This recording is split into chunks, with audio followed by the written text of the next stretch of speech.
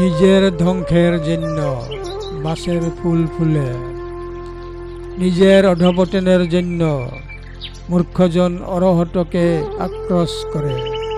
ধম্মপদ 164।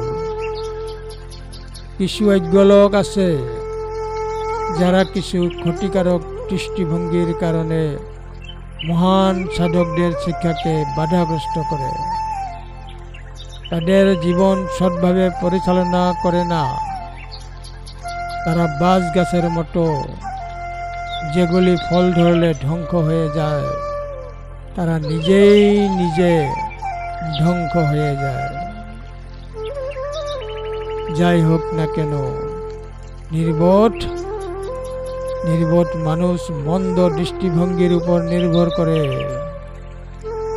এবং তাই অরহন্তদের শিক্ষাকে নিন্দা করে। যারা অজ্ঞতাতে বাস করেন, তিনি বাসের ফলস্বরূপ নিজের ধ্বংসের জন্য ফল দেন। ধম্মপদ 164।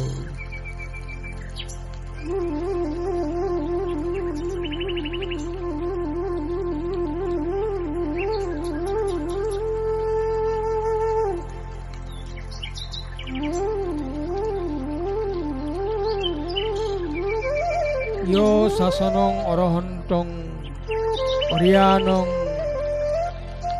ব্রহ্মজীবিনং অতিক্কসতি দুম্মেধ দিঠিং নিশ্চয় পালিকং ফলানি কথ্যকং সেব অট্টঘন্যায় ফল্লতি। ধম্মপদ 164।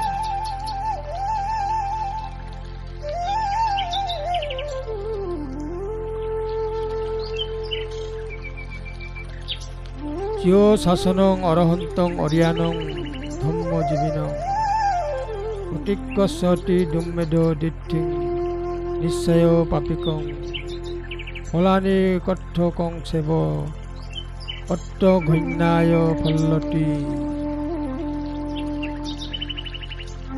ধম্মপদ 164।